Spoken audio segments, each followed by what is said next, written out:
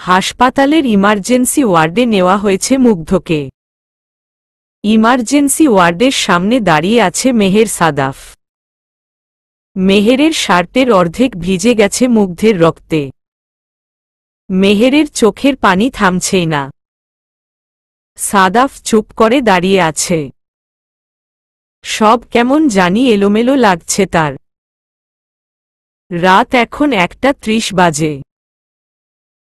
সাদাফ আর মেহের মিলে মুগ্ধকে খুঁজতে খুঁজতে অবশেষে মেহেরদের বাসায় আসার পিছনের রাস্তায় মুগ্ধকে রক্তাক্ত অজ্ঞান অবস্থায় পায় মেহের।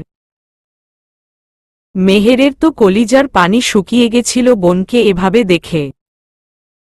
মেহের যেন রাস্তায় পড়ে যাবে এমন অবস্থা। সাথে সাদাফ থাকায় সাদাফ মেহেরকে সামলে মেহেরকে বলে মুগ্ধকে কোলে নিয়ে হাসপাতালে চলতে। মেহের বোনকে কোলে নিয়ে ছুটে আসে হাসপাতালে। হাসপাতালে আসতেই ডাক্তার মুগ্ধকে দেখে ইমার্জেন্সি ওয়ার্ডে নেয়। বর্তমানে মেহের চেয়ারে বসে আছে, বিধ্বস্ত লাগছে তাকে। মেহের বারবার নিজেকে দোষ দিচ্ছে কেন সে বোনের সাথে গার্ড রাখল না। আজ গার্ড থাকলে তার বোনের এত বড় বিপদ হতো না। কিছু সময়ের মাঝে ডাক্তার বেরিয়ে আসে বাহিরে। ডাক্তারকে দেখে উঠে দাঁড়ায় মেহের। এগিয়ে যায় ডাক্তারের দিকে মেহের সাদাফ। মেহের উদ্বিগ্ন কণ্ঠে ডাক্তারকে জিজ্ঞেস করে, মেহের, ডাক্তার আমার বোন? ডাক্তার, দেখুন ওনার মাথায় ভারী কোনো জিনিস রড দিয়ে আঘাত করা হয়েছে। প্রচণ্ড ব্লিডিং হচ্ছে, যা অফ করা সম্ভব হচ্ছিল না। তাও আমরা অনেক চেষ্টা করেছি। 25% চান্স আছে ওনার বেঁচে ফেরার চান্স। আল্লাহ আল্লাহ করুন, আল্লাহ চাইলে ওনাকে ফিরিয়ে আনতে পারে। মেহের একদম পাথর হয়ে যায় ডাক্তারের কথা শুনে। মেহের গিয়ে চেয়ারে বসে। চোখ মুখ রাগে লাল হয়ে এসেছে ওর। মেহের ওর একজন গার্ডকে ডাক দেয়। মেহের, 24 ঘন্টার মাঝে আমি তাকে আমার সামনে চাই যে আমার বোনের এই অবস্থা করেছে। গার্ড, আচ্ছা স্যার। মেহের উঠে আইসিইউতে যায় মুগ্ধের কাছে।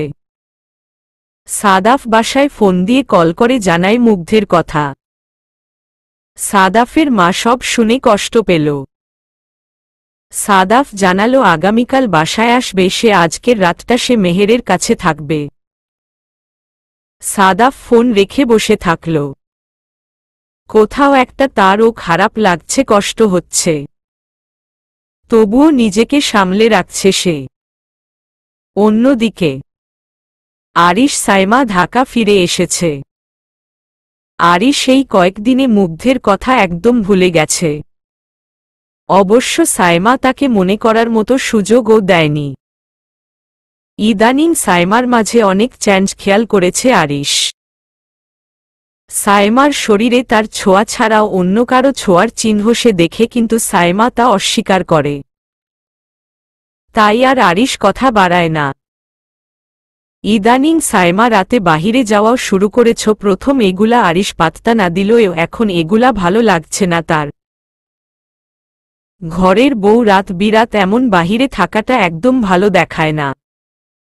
আরিশ সাইমাকে কিছু বললেও সে কানে নেয় না। তার কথা এটাই, বিয়ে করে কারো দাসী হয়ে যায়নি, তার যা ইচ্ছা সে তাই করবে। আরিশ রাতে শুয়েছিল, এর মাঝে সাইমা ক্লাব থেকে ফিরেছে। আজকে নেশা অন্যদিনের থেকে কম করেই এসেছে। সাইমা বাসায় এসে ফ্রেশ হয়ে এসে দেখে আরিশ চুপচাপ শুয়ে আছে। সাইমা আরিশের পাশে বসে ওর মাথায় হাত দিয়ে বলে, সাইমা, কি হয়েছে তোমার? আরিশ, কিছু না। সাইমা, রেগে আছো নাকি? তুমি এমন কেন বলো তো? আরিশ, আমার একটা বেবি চাই সাইমা। আরিশের এমন কথায় অবাক হয়ে যায় সাইমা। অবাক আর রাগী কণ্ঠে আরিশকে বলে, সাইমা, কি পাগল হয়ে গেছো তুমি? বিয়ে হয়েছে মাত্র 6 মাসের মাঝেই বেবি চাইছো তুমি? এখন বেবি নিলে আমার ফিগার নষ্ট হয়ে যাবে। আমি কোথাও যেতে পারবো না, মজা করতে পারবো না। সো এই বেবি টেবি এখন নিতে পারবো না আমি। 2 বছরের আগে এসব আবদার নিয়ে আমার কাছে আসবে না। সায়মার কথায় চমকে যায় আরিশ। একটা মেয়ের কাছে মা হবার থেকে বেশি জরুরি বা আনন্দের আর কি থাকতে পারে। আরিশ অবাক চোখে তাকিয়ে আছে সায়মার দিকে। আরিশ, একটা মেয়ের কাছে মা হতে পারার থেকেও বেশি দরকারি তার ফিগার নাইট ক্লাব কিভাবে হতে পারে? সেটা তোমাকে না দেখে জানতাম না। আসলে আমার মনে হয় বাচ্চা না নেওয়ার কারণ এসব না, কারণ অন্য কিছু। অন্য কাউকে জুটিয়েছ নাকি আবার? তার জন্যই তো রাত বিরাত বাসার বাহিরে থাকো। আরিশের কথা শুনে সায়মা বসা থেকে দাঁড়িয়ে চিৎকার করে বলে, সায়মা, আরিশ, মুখ সামলে কথা বলো।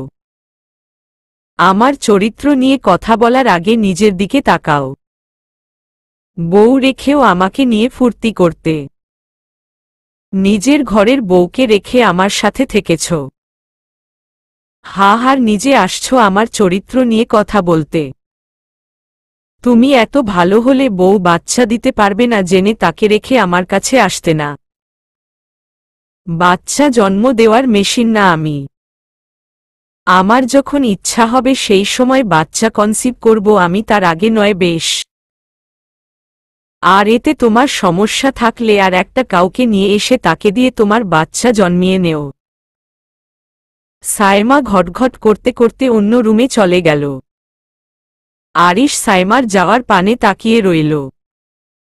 এটা কোন সায়মাকে দেখছে সে? আরিশ উঠে বারান্দায় আসে। আসলে সে হয়তো অনেক বড় একটা ভুল করেছে। সন্তানের লোভে সে মুগ্ধকে ধোঁকা দিয়েছে। আর আজ দেখো সেই সন্তান জন্ম দেওয়ার মতো মানুষ থেকে সন্তান পাবে না সে। 23 সকালের দিকে রুহিও চলে আসে হাসপাতালে। রুহি অফিসের ম্যানেজারের থেকে জানতে পেরেছে মুগ্ধের কথা। রুহি সেই সময়ই চলে আসে হাসপাতালে। রুহি হাসপাতালে এসে দেখে মেহের আইসিইউর বাহিরে এসে বসে আছে। রুহি গিয়ে মেহেরের পাশে গিয়ে বসে। নিজের পাশে কারো আভাস পেয়ে পাশে তাকিয়ে দেখে রুহি বসে আছে ওর পাশে। মেহের রুহিকে দেখে আর নিজেকে আটকে রাখতে পারে না নিজেকে। রুহিকে জড়িয়ে ধরে কান্না শুরু করে দেয় মেহের। আচমকা এমন হওয়ায় রুহি অবাক হয়ে যায়। মেহের কান্না করতে করতে বলে, মেহের, মিস রুহি বলেন তো আমার সাথে কেন এমন হয়? কেন আল্লাহ আমার সব আপনজনদের কেড়ে নেয় আমার থেকে? কেন সবাইকে এভাবে কেড়ে নিচ্ছে? আমার বাবা মাকে প্রথমে নিয়ে গেল, তারপর এখন আমার বোন। আমার বোনের কিছু হয়ে গেলে আমি মরে যাব মিস রুহি, আমি মরে যাব। মেহেরের কান্না দেখে রুহির চোখও ভিজে উঠে। রুহি মেহেরের পিঠে হাত বুলিয়ে বলে, রুহি স্যার কান্না করবেন না, সব ঠিক হয়ে যাবে ইনশাআল্লাহ। দেখবেন মুগ্ধ ঠিক হয়ে যাবে। আপনার মতো ভাই থাকতে মুগ্ধের কি কিছু হতে পারে বলুন? মেহের, আমি আমার বোনকে তো রক্ষা করতে পারলাম না, যেখানে আমি জানি ওর উপর কোনো বিপদ আসতে পারে। আমার উচিত ছিল ওকে সাবধানে রাখা।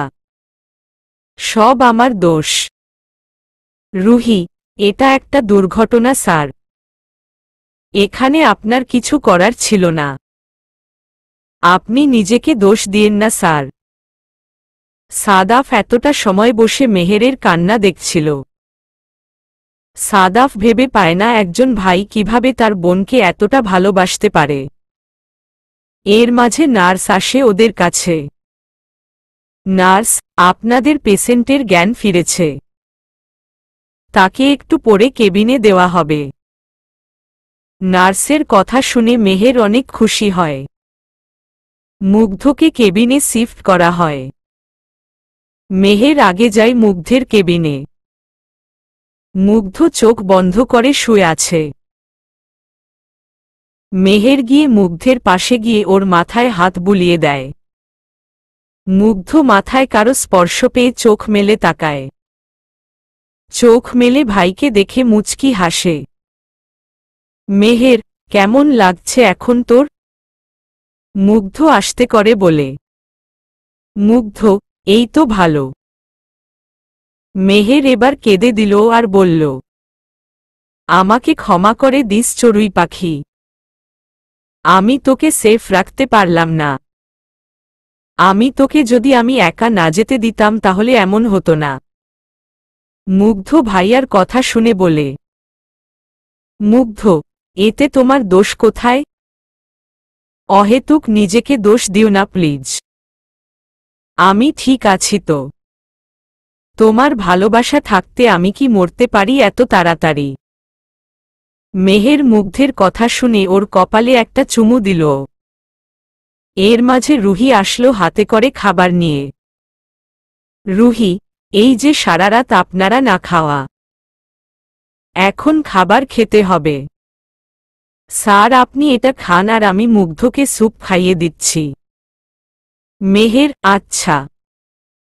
রুহি মুগ্ধকে স্যুপটা খাইয়ে দিচ্ছে। খাওয়া শেষে রুহি মুগ্ধকে রেখে বাহিরে গেল।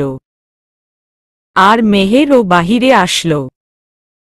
এবার সাদাফ আসলো মুগ্ধের কাছে।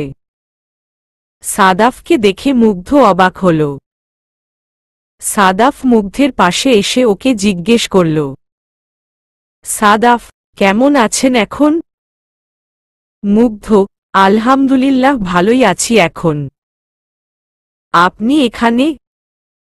সাদাফ, হ্যাঁ দেখতে আসলাম আপনাকে। মুগ্ধ, ওহ আচ্ছা। সাদাফ, হুম। দুজনেই চুপ করে আছে। সাদাফ আর চোখে মুগ্ধকে দেখছে। একটু পর উঠে চলে আসে সাদাফ। মেহেরকে বলে বাসায় চলে আসে সাদাফ। এদিকে সালমা খান মেয়েকে ফোন দিল। কিছু সময় কল হবার পর সাইমা কল ধরল। সালমা, হ্যালো। সাইমা, হ্যাঁ মা বলো। সালমা, কই তুই, কি অবস্থা তোর? সাইমা, এই তো আছি, কেন হইছে? সালমা, কোথায় আছিস? সাইমা, তোমার ভাসুরের মেয়ের স্বামীর সাথে আছি। সালমা, কি? তুই আরিশের সাথে? সাইমা, হ্যাঁ। সালমা, তার মানে তোর জন্যই আরিশ মুগ্ধকে ছাড়ছে? সাইমা, হুম। গাধা ওই আরিশ একটা, বুঝলামা। আমি ফুসলিয়ে ফাসলিয়ে ওকে পটালাম, আর ও সেটা টেরও পেল না। সালমা, সর্বনাশ, এখন যদি মেহের জানতে পারে এই কথা তবে তো ও লঙ্কা কাণ্ড করে ফেলবে।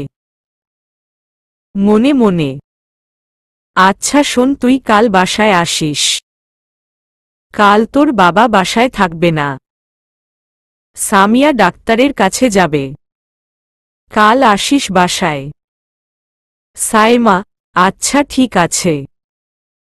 সালমা কল রেখে চিন্তায় পড়ে গেল। সাইমা ওর মা বসে আছে একসাথে সোফায়। দুজনের মুখেই চিন্তার ছাপ স্পষ্ট। সালমা মাথায় হাত দিয়ে ভাবছে আর সাইমা তার পাশে চুপচাপ বসে আছে। কিছু সময় পর সাইমা ওর মাকে বলে, সাইমা, এখন কি করব মা? সালমা মেয়ের কথা শুনে রেগে বলে, সাইমা, এখন কি করব আমাকে জিজ্ঞেস করছিস কেন? যখন আরিশের গলায় টপকে ছিলি তখন আমাকে জিজ্ঞেস করেছিলি একবারও? সাইমা, আরে আমি তো তখন বুঝিনি যে মেহের ভাই চলে আসবে। আমি তো ভেবেছিলাম মুগ্ধকে কষ্ট দিব আর ও কষ্টে অপমানে উল্টাপাল্টা কিছু করবে। তা না, ও যে নিজেকে প্রতিষ্ঠিত করতে লাগবে আবার মেহের ভাই চলে আসবে তা তো বুঝতে পারিনি। আর মা, তুমিই বলো, আমার প্রতিশোধ আমি নিব না। আমি ওকে বলেছিলাম বাবাকে বলিস না আমি নেশা করি সেটা, কিন্তু না, ও বাবাকে বলে দিল আর বাবা আমাকে বাসা থেকে বের করে দিল। ওর জন্য আমাকে আমার ঘরবাড়ি ছেড়ে রাস্তায় রাস্তায় ঘুরতে হয়েছে। সেই ওকে আমি সুখে থাকতে দেই কিভাবে বলো মা? সালমা, তুই তো কয়েক বছরের প্রতিশোধের আগুনে জ্বলছিস আর আমি তো সেই 20 বছরের প্রতিশোধের আগুনে জ্বলছি। আমার অর্ধেক প্রতিশোধ তো নেওয়া হয়ে গেছিল, বাকিটাও নিয়ে নেওয়া হতো যদি না মেহের এখন চলে আসত। মনে মনে সাইমা, ওমা কি ভাবছ? সালমা, ভাবছি কি করবি এখন। শোন, তুই বাচ্চা নিয়ে নে। আরিশ বাচ্চা চায়, আর এই বাচ্চাই পারবে তোকে বাঁচিয়ে দিতে। মেহের জানতে পারলেও কিছু করতে পারবে না যদি শোনে তুই প্রেগন্যান্ট। আর তুই তো বললি আরিশ জানে না যে তুই মুগ্ধের চাচাতো বোন। তাহলে আরিশকে নিয়ে আর চিন্তা থাকবে না বাচ্চা এসে গেলে। সাইমা, কি বলছো মা, এখনই বাচ্চা নিয়ে নেব? তাহলে আমার ফিউচার তো সেই বাচ্চা নিয়াই। সালমা, চুপ। কিছু কিছু সময় আমাদের না করতে চাওয়া জিনিসও করলে কাজে লাগে। তুই বাচ্চা নে, দেখিস সব ঠিক থাকবে। সাইমা, আচ্ছা। সালমা, খুব দ্রুত বাচ্চা নে, তারপর ওই মেহের তোর কিছু করতে পারবে না। সাইমা, ঠিক আছে। মায়ের সাথে কথা শেষ করে সায়মা চলে আসে। আর সালমা ভাবতে থাকে এরপরে কি করবে। এদিকে মুগ্ধকে হাসপাতাল থেকে নিয়ে আসছে মেহের, সাথে 2টা নার্স নিয়ে আসছে দেখাশোনার জন্য। নার্স থাকলেও রুহি একদম পারলে পার্মানেন্ট থাকে মুগ্ধের সাথে। ওর সব দেখাশোনা করে যাচ্ছে রুহি। মেহের এটা দেখে অনেক অবাক হয়, আবার কোথায় জানি একটু ভালো লাগাও কাজ করছিল। মুগ্ধকে ভাত মেখে খাইয়ে দিচ্ছে রুহি, পাশে মেহের বসে আছে। খাওয়ার মাঝে হালকা পাতলা কথা বলছে ওরা। এমন সময় সার্ভেন্ট আসলো ওদের রুমে। সার্ভেন্ট, স্যার আসবো? মেহের, আসো। সার্ভেন্ট, স্যার, মুগ্ধকে ম্যামের সাথে দেখা করতে এসেছে 2 জন। মেহের, কে? সার্ভেন্ট, সাদাফ নাম তার মা। মেহের, তো তুমি তাদের বাহিরে রেখেছ, যাও উপরে নিয়ে আসো তাদের। Servant, okay sir. সার্ভেন্ট চলে গেল। মুগ্ধ সাদাফের নাম শুনে অবাক হল। সাদাফরা তাকে দেখতে আসছে। কিছু সময়ের মাঝে সার্ভেন্ট সাদাফদের নিয়ে রুমে আসল। মেহের সাদাফকে দেখে উঠে গেল, গিয়ে সাদাফের মাকে সালাম করল। সাদাফের মা মেহেরকে জড়িয়ে ধরে আদর করল। তারপর মুগ্ধের কাছে গেল। সাদাফের কোলে প্রাপ্তিকে দেখে মুগ্ধের অনেক আনন্দ লাগল। কতদিন পর বাচ্চাটাকে দেখল। রুহি মুগ্ধকে খাওয়ানো শেষ করে রুম থেকে বাহির হয়ে আসল। সাদাফের মা মুগ্ধের পাশে বসে মাথায় হাত বুলিয়ে দিয়ে বলল, সাদাফের মা, এখন কেমন আছে শরীর মা? মুগ্ধ, জি আন্টি, আলহামদুলিল্লাহ। আপনার শরীর কেমন? সাদাফের মা, হ্যাঁ আমিও ভালো। ওদের কথার মাঝেই প্রাপ্তি কান্না শুরু করে দিল। সাদাফ প্রাপ্তির কান্না থামানো শুরু করল। মুগ্ধ সাদাফকে বলল, মুগ্ধ, দিন আমার কাছে দিন। সাদাফ, কিন্তু আপনি এই অবস্থায় ওকে কিভাবে কোলে নেবেন? মুগ্ধ, দিন তো, কথা কম বলে। সাদাফ প্রাপ্তিকে মুগ্ধের কোলে দিল। মুগ্ধ প্রাপ্তিকে কোলে নিয়ে কান্না থামানোর চেষ্টা করল। মুগ্ধ, এই তো মা কাঁদে না। কাঁদে কেন আমার আম্মুটা, আমার সোনা মেয়েটা? সাদাফের মা, 2 দিন তোমাকে না দেখে যেই কান্না করেছে সামলানো অনেক কষ্ট হয়ে যাচ্ছিল। তোমাকে অনেক ভালোভাবে চিনে ফেলেছে। মুগ্ধ, আমিও ওকে অনেক মিস করছিলাম। সাদাফের মা, আচ্ছা তোরা কথা বলে আমি বাহিরে যাই। সাদাফের মা উঠে নিচে আসল। সাদাফ সোফায় বসে মুগ্ধ আর প্রাপ্তির ভালোবাসা দেখছে। প্রাপ্তিকে আদর করছে মুগ্ধ আর প্রাপ্তি শান্ত বাচ্চার মতো আদর খাচ্ছে। সাদাফ, কেন জানি না এখন এই জায়গায় আর প্রিয়াকে আপনাকেই কল্পনা করি আমি। 25 রাতে আরিশ বসে আছে, ইদানিং কিছু তার ভালো লাগে না। সুখ যেন তার থেকেও না থাকার মতো হয়ে গেছে। সায়মা তার থেকেও নেই এমন মনে হয় তার। আরিশ বসে বসে এসব ভাবছে, তখন সায়মা এসে ওকে জড়িয়ে ধরে। আচমকা এমন হওয়ায় আরিশ অনেক অবাক হয়। সায়মার দিকে ভালোভাবে তাকিয়ে দেখে সায়মা লাল কালারের একটা পাতলা শাড়ি পরছে। শাড়ি এত পাতলা যে ওর শরীর পুরাই দেখা যাচ্ছে। আরিশ সায়মাকে বলল, আরিশ, কি হয়েছে, এত সাজগোজ করছো, আজকে কি কোনো পার্টিতে যাচ্ছ নাকি? সায়মা, উহুম, কোনো পার্টি না, আজকে আমি আমার স্বামীর আদর নিব তাই এত সেজেছি। আরিশ, স্বামীর আদর নিয়ে কি করবা? সায়মা, সরি আরিশ, আমার সেদিন তোমার সাথে ওভাবে কথা বলা উচিত হয়নি। তুমি যেহেতু বাচ্চা চাও আমি রাজি বাচ্চা নিতে। সায়মার কথা শুনে আরিশ অবাক হল। অবাক হয়ে বলল, আরিশ, সত্যি? কিন্তু কাল পর্যন্ত তো তোমার মতো ছিল না বাচ্চা নেওয়ার জন্য। বাচ্চা নিলে তো তোমার ফিউচার সব নষ্ট হয়ে যাবে। সায়মা, না, এটা আমার ভুল ধারণা ছিল। একটা মেয়ের কাছে মা হওয়ার থেকে বড় সুখ আর কি থাকে বলো? তাই আমি তোমার বাচ্চার মা হতে চাই। সায়মার কথায় আরিশ অনেক খুশি হয়। কাছে টেনে নেয় সায়মাকে। আজ আবার একটা মিলন হতে চলেছে তাদের মাঝে। এই মিলন আরিশের জন্য সুখের হলেও সায়মার কাছে এটা নিজেকে বাঁচানোর একটা মাধ্যম শুধু। অন্যদিকে রুহি বাসায় চলে গেছে মুগ্ধকে খাইয়ে ফিটফাট করে রেখে। মুগ্ধ নিজের রুমে বসে জানালার দিকে তাকিয়ে আছে। বাহিরের ঠান্ডা বাতাস পর্দা ঠেলে ভিতরে আসছে আর ঠান্ডা অনুভূতি দিচ্ছে। মুগ্ধ বসে বসে ভাবছে কি থেকে কি হয়ে গেল তার জীবনে। আবার এখন প্রাণসংকট ও দেখা দিচ্ছে। এসব কেন হচ্ছে মুগ্ধ জানে না। তবে বেশ ভালোই বুঝতে পারছে না চাইতেও তার কোনো শত্রু হয়ে গেছে, যে চায় না মুগ্ধ এই দুনিয়ায় বেঁচে থাকুক। মুগ্ধ, আজ যদি আমি মা হতে পারতাম তাহলে হয়তো তুমি আমাকে ছেড়ে দিতে না। আবার মনে হয় ভালোই হয়েছে আল্লাহ এই অক্ষমতা দিয়েছে, এই অক্ষমতা না দিল তো আমার আশেপাশের সবাইকে চিনতে পারতাম না।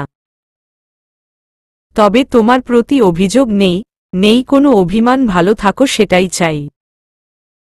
মুগ্ধ আস্তে করে শুয়ে পড়ে। একটু পর ঘুমের রাজ্যে চলে যায় সে। মেহের নিজের রুমে বসে কিউব মিলাচ্ছে। মেহেরের চোখ মুখ লাল হয়ে আছে রাগে, যেন এখনই কাউকে সামনে পেলে তাকে মেরে ফেলবে। মেহের রাগে গজগজ করতে করতে বলে, মেহের, আপনি আমার সহ্যের সীমা ভেঙে ফেলেছেন।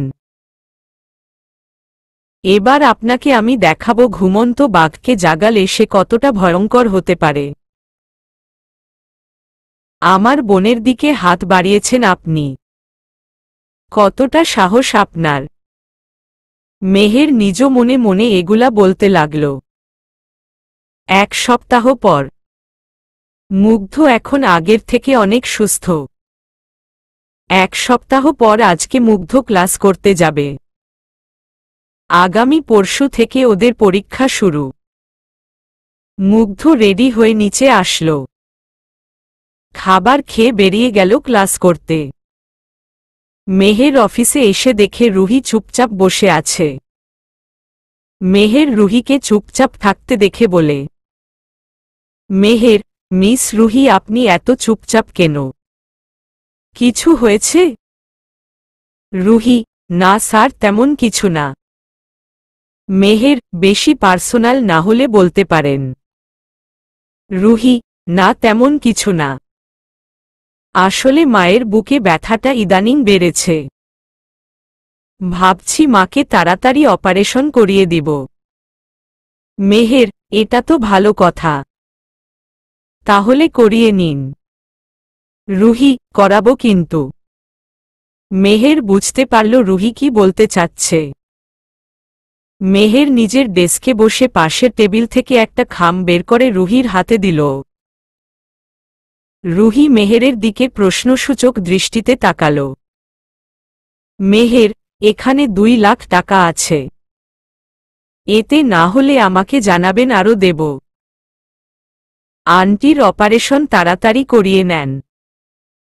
আর হ্যাঁ, ভাবেন না করুণা করছি। আন্টি আমার মায়ের মতো। আমার নিজের মা নেই, ওনার জন্য কিছু করতে পারলে ভালো লাগবে আমার। রুহি ছলছল চোখে মেহেরের দিকে তাকাল। আজ মেহেরের প্রতি সম্মান আর ভালোবাসাটা আরও বেড়ে গেল। ভুল মানুষকে রুহি মনে জায়গা দেয়নি, সে বুঝতে পারল। একজন মানুষ হিসাবে মেহের সত্যিই অতুলনীয়। দেখতে দেখতে আরও 1 মাস কেটে গেল। এই 1 মাসে সাদাফ মুগ্ধের সম্পর্ক আপনি থেকে তুমিতে এসেছে, যদিও সেটা শুধু সাদাফের পক্ষ থেকে। মুগ্ধ আগের ন্যায় তাকে আপনি বলেই সম্বোধন করে। তবে প্রাপ্তি আর মুগ্ধের সম্পর্ক বেশ গভীর হয়েছে। প্রাপ্তি তো যেন তার এই মাকে ছাড়া একদম থাকতেই পারবে না। প্রাপ্তির মুখে এখন কথা ফুটেছে। আদো আদো কণ্ঠে মা বাবা বলতে পারে। প্রাপ্তির মুখ থেকে প্রথম মা ডাক শুনে মুগ্ধ একদম থমকে গেছিল। এক এমন অনুভূতি হচ্ছিল, মনে হচ্ছিল প্রাপ্তি যেন ওর নিজের সন্তান। প্রথম মা ডাক শোনার অনুভূতিটা বেশ দারুণ ছিল মুগ্ধের। ইদানিং সাদাফ মুগ্ধ প্রাপ্তিকে নিয়ে বাহিরে ঘুরে আসে। নানা রকম জিনিস কেনাকাটা করে। মানে যে কেউ দেখে ভাববে এরা একটা পারফেক্ট ফ্যামিলি। অনেকে তো বলেই ফেলে সরাসরি, তখন সাদাফ শুধু মুচকি হাসে। আর মুগ্ধ তাদের ভুলটা ভাঙ্গাতে গেলে সাদাফ বাধা দেয়। এত সবের মাঝেও কেউ কারো মনের অনুভূতিকে প্রাধান্য দিতে পারছে না। সাদাফের সামনে প্রিয়ার দেয়াল দাঁড়ানো। প্রিয়াকে সে ঠকাবে কিভাবে, তাই সে ভাবে। আর মুগ্ধ সে তো যেন আর নতুন শুরুর কথা ভাবতেই পারে না। হৃদয় ভাঙ্গার যন্ত্রণা একবার সহ্য করে উঠাই তার জন্য অনেক ছিল। 2 বার একই ভুল সে করবে না। অন্যদিকে সায়েমা অবশেষে কনসিভ করেছে। হ্যাঁ, তার গর্ভে এখন আরিশের অনাগত বাচ্চা। সায়েমার যেন খুশি আর ধরে না। এখন অপেক্ষা শুধু আরিশকে জানানো। রাতে আরিশ বাসায় আসে। ক্লান্ত শরীর একদম। বাসায় এসে ফ্রেশ হয়ে মাথায় হাত দিয়ে বসে পড়ে সে বিছানায়। সায়েমা আরিশকে এভাবে দেখে ওর পাশে গিয়ে বসে আর বলে, সায়েমা, কি ব্যাপার? তোমার কি মন খারাপ? আরিশ, আমার বিজনেসে খুব খারাপ সময় চলছে সায়েমা। সায়েমা, মানে? আরিশ, আমার এই নিয়ে 3টা বড় বড় ডিল ক্যান্সেল হয়ে গেল। কোম্পানির অনেক বড় ক্ষতি হয়ে গেছে এতে। সায়েমা, থাক, চিন্তা করো না, ঠিক হয়ে যাবে সব। আরিশ, হুম। সায়েমা, তোমাকে একটা জিনিস বলার আছে। আরিশ, কি? সায়েমা, তুমি বাবা হতে যাচ্ছ। আরিশ অবাক হয়ে বলে। আরিশ, কি সত্যি? সায়েমা, হ্যাঁ। আরিশের যেন খুশি ধরে না। আরিশ সায়েমাকে জড়িয়ে ধরে খুশিতে। অবশেষে সে বাবা হতে যাচ্ছে। সালমা খান মাথায় হাত দিয়ে বসে আছে। একে একে তার সব টাকা আসার পথ বন্ধ করে দিয়েছে মেহের। সালমা খানের যেন মাথায় বাজ পড়েছে এতে। সালমা খান বুঝতে পারছে না কি করবেন উনি, কিভাবে সব আগের মরো ওনার হাতের মুঠোয় আসবে। তাহলে কি মেহের সব জেনে গেল? তার এত বছরের লুকানো সত্যি কি তবে সে জেনে গেল? তবে এবার কি হবে? এবার যে তাহলে তাকে কেউ রক্ষা করতে পারবে না মেহেরের হাত থেকে। মেহের অফিসে বসে কাজ করছে, রুহি ওর কেবিনে বসে মেহেরকে দেখছে। রুহি আর পারছে না নিজের অনুভূতিগুলো লুকিয়ে রাখতে। রুহি পারলে ছুটে জড়িয়ে ধরে মেহেরকে, বলে, ভালোবাসি আপনাকে স্যার, ভালোবাসি। আমি আপনাতে পাগল হয়ে গেছি স্যার। আপনি আমাকে গ্রাস করে ফেলেছেন স্যার। কিন্তু কোনো এক কারণে আর সেই সাহস করা হচ্ছে না রুহির। মেহের এর মাঝে রুহিকে কেবিনে ডাকে। রুহি কেবিনে আসল। মেহের রুহিকে কফি বানিয়ে দিতে বলে। রুহি মেহেরকে কফি বানিয়ে দেয়। তারপর মেহের রুহিকে কিছু ফাইল দেয় চেক করার জন্য। রুহি এখানে বসেই চেক করতে লাগে ফাইলগুলো। এর মাঝে ম্যানেজার আসে মেহেরের রুমে। মেহের রুহিকে ফাইল নিয়ে ওর কেবিনে চলে যেতে বলে। রুহি ফাইল নিয়ে চলে আসে। ম্যানেজার রুমে ঢুকে বলে, ম্যানেজার স্যার, এই ফাইল। মেহের, হ্যাঁ বলো, কি কি জানতে পারলা? ম্যানেজার, স্যার, আপনার চাচি মুগ্ধ ম্যামকে তার কাছে রেখে তার খেয়াল রাখার কথা বলে প্রতি মাসে ব্যাংক থেকে প্রায় 50,000 টাকার মতো উঠাতেন। মুগ্ধ ম্যামের নামে যেই অ্যাকাউন্ট ব্যাংকে করা ছিল তাতে প্রতি মাসে 1 লাখ টাকা আসত। আর সেই টাকা আপনার মামা দিত। কিন্তু টাকা নিয়েও সে ম্যামের যত্ন নিত না, অত্যাচার করত অনেক। এরপর স্যার ম্যামের এই বিয়ের কথা জানিয়েও প্রায় 5 লাখ টাকা সে নিয়েছেন। আর সবথেকে আজব এইটা যে তিনি টাকা নেওয়ার সময় সব জায়গায় নিজেকে মুগ্ধ ম্যামের মা দাবি করেছেন। মেহের, বুঝতে পারলাম। এখন সব অ্যাকাউন্ট সিল করে দিয়েছ? ম্যানেজার, জি স্যার। মেহের, গুড। এখন যাও তুমি। ম্যানেজার চলে গেল। মেহের চেয়ারে হেলান দিয়ে কপালে আঙ্গুল দিয়ে ঘুরাচ্ছে। 27। মুগ্ধ সারাদিন পর বাসায় এসে ফ্রেশ হয়ে কিছু খেয়ে নিল। তার ভাই এখনো বাসায় আসেনি। মুগ্ধ রুমে বসে কফি খাচ্ছে আর বই পড়ছে। বই পড়ছে এমন সময় ওর মোবাইলে কল আসল। মুগ্ধ ফোন হাতে নিয়ে দেখে অচেনা নাম্বার। মুগ্ধ কল রিসিভ করে সালাম দিল। মুগ্ধ, আসসালামু আলাইকুম। ও পাশ। মুগ্ধ, হ্যালো, কে বলছেন? ও পাশ। মুগ্ধ, আরে আজব কথা বলছেন না কেন? ও পাশ। মুগ্ধ, পাগল নাকি দূর। মুগ্ধ মোবাইল কেটে দিয়ে আবার বই পড়ায় মন দিল। সাদাফ নিজের রুমে দাঁড়িয়ে আছে। আকাশে অনেক সুন্দর একটা চাঁদ উঠেছে আজকে। সাদাফ আকাশের দিকে তাকিয়ে বলে, আমার কল্পনার রাজ্যে শুধুই তার বসবাস। তার মাঝেই না হয় নিহিত থাকুক আমার সর্বনাশ। আরও 7 দিন পর। আরিশের শরীর ইদানিং খুব খারাপ যাচ্ছে। শরীরে গোপন জায়গায় কেমন জানি লাল লাল রেশের মতো উঠেছে। তারপর ইদানিং কাশির সাথে রক্ত আসছে তার।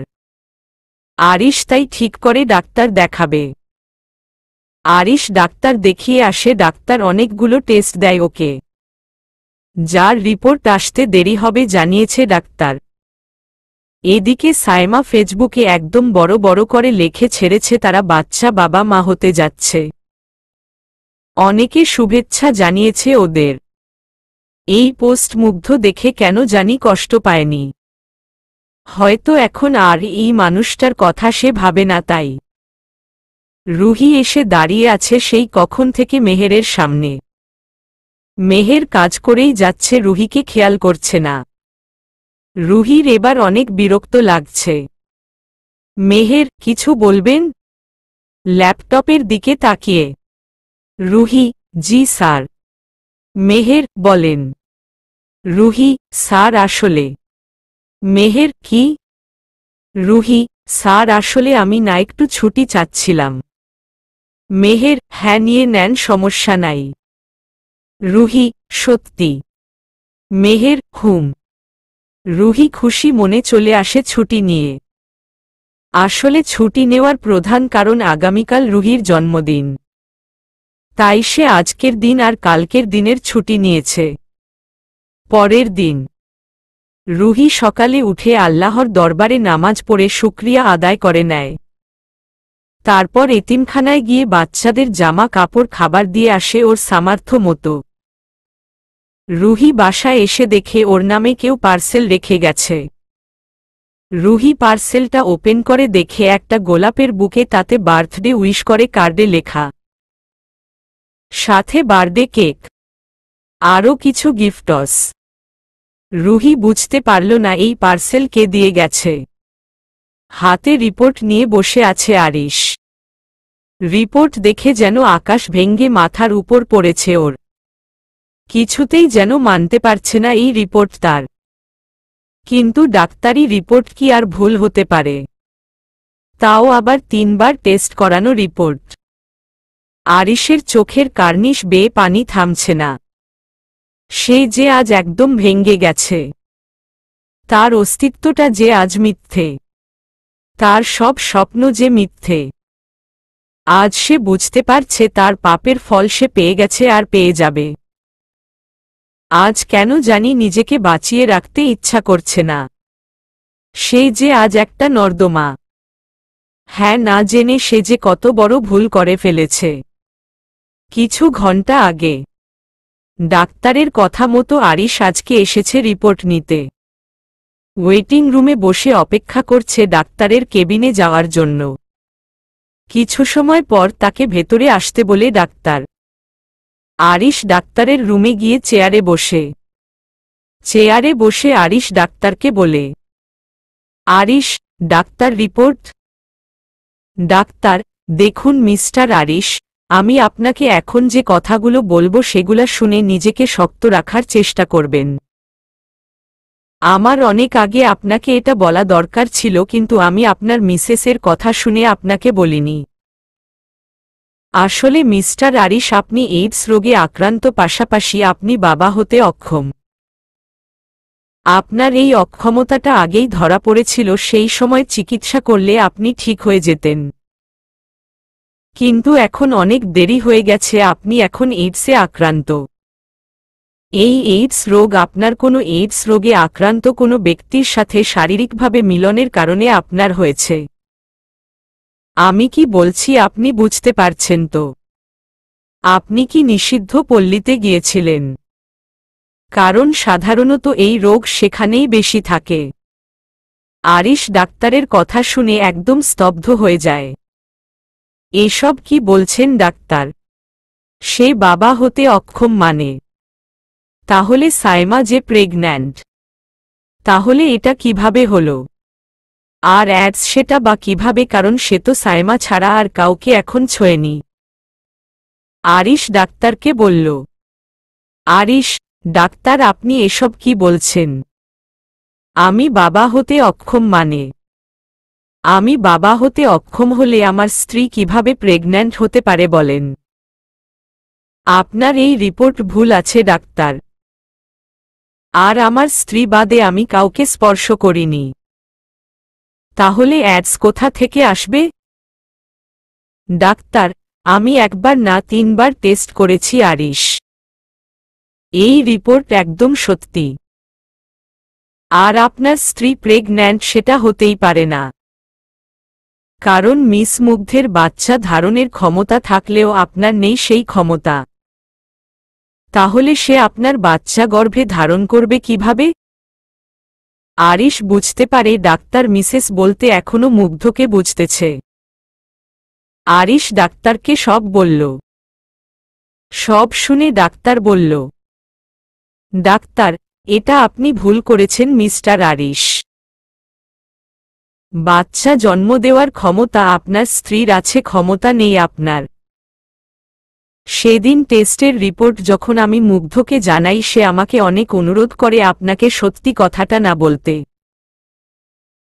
সে বলে অক্ষমতা যেন আমি তারই বলি।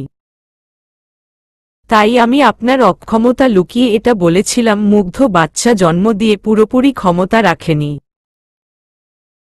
আর মিস্টার আরিশ, আমার মনে হয় আপনার বর্তমান স্ত্রী একাধিক অনেকের সাথে শারীরিক সম্পর্ক করেছে, যার কারণে তাদের কারো মাঝের একজনের অ্যাডস আপনার স্ত্রীকে আক্রমণ করেছে এবং তা আপনাতে সংক্রমণ হয়েছে। আপনার স্ত্রী আপনি দুজনেই রিস্কে আছেন। আর এটা আমি জোর দিয়েই বলছি, আপনার স্ত্রীর গর্ভের সন্তান আপনার না। ডাক্তারের কথা শুনে আরিশ একদম পাথর হয়ে গেল। সব যেন তার এক নিমিষেই এলোমেলো হয়ে গেল। এ কি করে ফেলল সে? এ কি পাপ করল সে? আরিশ বসা থেকে দাঁড়িয়ে গেল। ডাক্তার আরিশকে অনেকগুলো মেডিসিন দিল। আরিশ ডাক্তার কেবিন থেকে বিধ্বস্ত পায়ে এসে বাহিরে বসল। চিৎকার করে কাঁদছে আরিশ। আজ যে সে কত বড় অপরাধ করেছে তা বুঝতে পেরেছে। তার নতুন শুরুটা যে একদম মিথ্যে। তার সব সত্যি তো সেদিন শেষ, যেদিন সে আসল সোনাকে ছেড়ে নকল সোনাকে আপনা করেছে। বর্তমানে আরিশ আস্তে করে উঠে দাঁড়াল।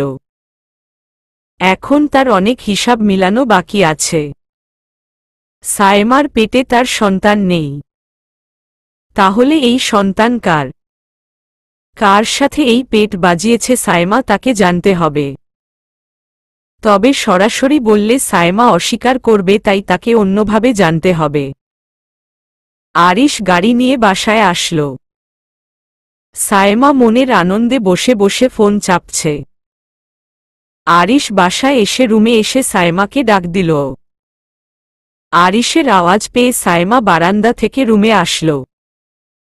সায়েমা আসার আগে আরিশ রিপোর্ট সব লুকিয়ে নিল। সায়েমা এসে আরিশকে জড়িয়ে ধরে বলে, সায়েমা, কি হলো, ডাকলে যে? আরিশ, হ্যাঁ শুনো, প্রেগন্যান্ট অবস্থায় কয়েকদিন পর পর চেকআপ করানো ভালো। আজ বিকালে তোমাকে নিয়ে ডাক্তারের কাছে যাব। বাবু ভালো আছে কিনা দেখতে হবে তো। সায়েমা, আচ্ছা ঠিক আছে, তুমি ফ্রেশ হয়ে আসো, আমি খাবার দেই। আরিশ, হুম। আরিশ ওয়াশরুমে এসে দেয়াল ঘেঁষে বসে। আর কত নাটক করবে সায়েমা তার সাথে? আর কত মিথ্যা বলবে জানে না আরিশ। তবে এর শেষ খুব তাড়াতাড়ি করবে। 29। সাদাফ ইদানিং এখন মুগ্ধকে একটু বেশিই চোখে হারাচ্ছে। যদিও সেটা মুখে বলে না, তবে চালচলনে বুঝিয়ে দেয়। সাদাফের মা বেশ বুঝতে পারছে ছেলে তার প্রেমে পড়েছে। এবার শুধু বলা বাকি। সাদাফ সোফায় বসে কাজ করছে আর আড়ালে মুগ্ধকে দেখছে। মুগ্ধ প্রাপ্তিকে নিয়ে খেলছে। প্রাপ্রি আদো আদো বুলিতে মা মা করছে। সাদাফ উঠে খাটে গিয়ে মেয়েকে কোলে নিয়ে আদর করে বলল, সাদাফ, আমার মাটা কাকে বেশি ভালোবাসে, মাকে নাকি বাবাকে? প্রাপ্তি সাদাফের প্রশ্নে কি বুঝল, সে আদো আদো গলায় মা বলল। প্রাপ্তির কথায় সাদাফ মুখ ফুলিয়ে বলল, সাদাফ, যাহ বাবা, বাবার তো কোনো আদর নেই দেখছি, মাই সভু। মুগ্ধ, হা হা হা। সাদাফ, হাসছ কেন? মুগ্ধ, আপনার কথা শুনে। সাদাফ, চলো। মুগ্ধ, কোথায়? সাদাফ, বাহিরে যাব। ওকে রেডি করে দেও। মুগ্ধ প্রাপ্তিকে রেডি করে দিল। তারপর তিনজনে মিলে ঘুরতে আসলো। বেশ ভালোই কাটল ওদের দিন। দেখতে দেখতে 4 দিন চলে গেল। আরিশ সায়েমাকে টেস্ট করিয়ে নিয়ে আসলো সায়েমার অজান্তে। সায়েমা জানতেও পারেনি আরিশ যে ওর বাচ্চার ডিএনএ টেস্ট করিয়েছে আর ওর অ্যাডস রিপোর্ট ডাক্তার 5 দিন পর নিতে আসতে বলছে। এদিকে সাদাফ সারাদিন পর কাজ করে বাসায় এসে রুমে ঢুকে দেখে মুগ্ধ একটা গোলাপি কালারের শাড়ি পরে আছে। শাড়িটা প্রিয়ার ছিল। মুগ্ধের গায়ে এটা দেখে সাদাফের মাথা গরম হয়ে গেল, কারণ এই শাড়িটা সাদাফ প্রিয়াকে প্রাপ্তি হবার কথা শুনে কিনে দিয়েছিল। মুগ্ধ পিছনে ফিরেছিল বলে সাদাফকে দেখেনি। সাদাফ সোজা গিয়ে মুগ্ধকে ঘুরিয়ে চিৎকার করে বলে, সাদাফ, এই মেয়ে তোমার সাহস হয় কিভাবে প্রিয়ার শাড়ি পরা? আর আলমারি বা খোলার সাহস পাও কোথা থেকে? এটা আমার প্রিয়ার শাড়ি, আমার প্রাপ্তির মায়ের শাড়ি। নিজেকে প্রিয়া বানাতে চাও? হ্যাঁ, প্রিয়ার জায়গা নিতে চাও? কোন সাহসে এটা তুমি পরেছ? প্রপ্তি তোমাকে মা কি মনে করা শুরু করলো তুমি ওর মায়ের জায়গা একদম নেওয়ার পরিকল্পনা করছ? কি ভেবেছ এতে আমি পটে যাব? কোনোদিন না। শোনো, তুমি কোনোদিন চাইলেও পারবে না প্রিয়ার জায়গা নিতে। প্রিয়া প্রিয়াই আর তুমি তুমিই থাকবা। ফারদার যেন আর কোনোদিন আমার প্রিয়ার কোনো কিছু তোমাকে ধরতে না দেখি। সাদাফের হঠাৎ এমন ধরায় মুগ্ধ ভয় পেয়ে যায়, আর এখন সাদাফের বলা এই কথাগুলো শুনে লজ্জায় কষ্টে তার ভিতরটা শেষ হয়ে যায়। মুগ্ধ কোনো কথা না বলে ওয়াশরুমে গিয়ে চেঞ্জ করে আসে, আর কোনো কথা না বলে চুপ করে বেরিয়ে যায়। মুগ্ধ চলে যেতেই সাদাফের মা উপরে আসে।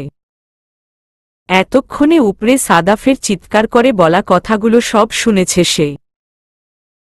সাদাফের মা এসেই সাদাফের গালে একটা থাপ্পড় মারল আর বলল, সাদাফের মা, মানুষ তুই? কি বললি এগুলা তুই মেয়েটাকে? কোনো কথা বলার আগে একবার ভেবে বা দেখে নিস না? প্রাপ্তি ওর গায়ের জামাটায় তরকারি ফেলে দিয়েছিল। মেয়েটা ওই জামা পরে থাকবে দেখে আমি ওকে একটা শাড়ি বের করে দিয়েছিলাম, আর তুই মেয়েটাকে এতগুলো কথা শুনালি। আরে মেয়েটাকে তুই কোনোদিন দেখেছিস তোকে পটানোর জন্য কিছু করতে? মেয়েটা বরাবর নিজের মতো করে থেকেছে। আজ তুই মেয়েটাকে যা যা বললি, এরপর পারবি ওর সামনে গিয়ে দাঁড়াতে? পারবি ওর সাথে কথা বলতে? ভেবে দেখিস আজ তুই কত বড় অন্যায় করেছিস। সাদাফের মা কথাগুলো বলে চলে আসলেন, আর সাদাফ বসে পড়ল খাটে। রাগের মাথায় সে অনেক বড় ভুল করে ফেলেছে। না জেনে সে মুগ্ধকে কতগুলো কথা শোনাল। কি করবে সে এবার? কিভাবে মুগ্ধের সামনে গিয়ে দাঁড়াবে? সাদাফ মাথায় 2 হাত চেপে বসে রইল। এদিকে মুগ্ধ বাসায় এসে সোজা নিজের রুমে চলে আসে। আজ সাদাফের কথাগুলো কেন জানি তাকে অনেক আঘাত করেছে। কেন আঘাত করল তাকে? তবে সে তো ইচ্ছা করে শাড়িটা পরেনি। প্রাপ্তি তার জামাটা নষ্ট করে দিয়েছিল বলেই তো পরেছিল। যদি জানত যে এই শাড়ি তার প্রিয়তমা স্ত্রীর, তবে তো সে এটা পরত না। মুগ্ধ কোনোদিন কল্পনাও করতে পারে না সে সাদাফকে ভুলাবে। সে তো এই জীবনে আর কোনো সম্পর্কে জড়াবে না। সেখানে এসব তো সে ভাবতেই পারে না। মুগ্ধ সাদাফের প্রতি এক পাহাড় সমান অভিমান নিয়ে বিছানায় শুয়ে পড়ল। যাবে না সে কাল থেকে, আর হবে না সে আর প্রাপ্তির মা। চলবে।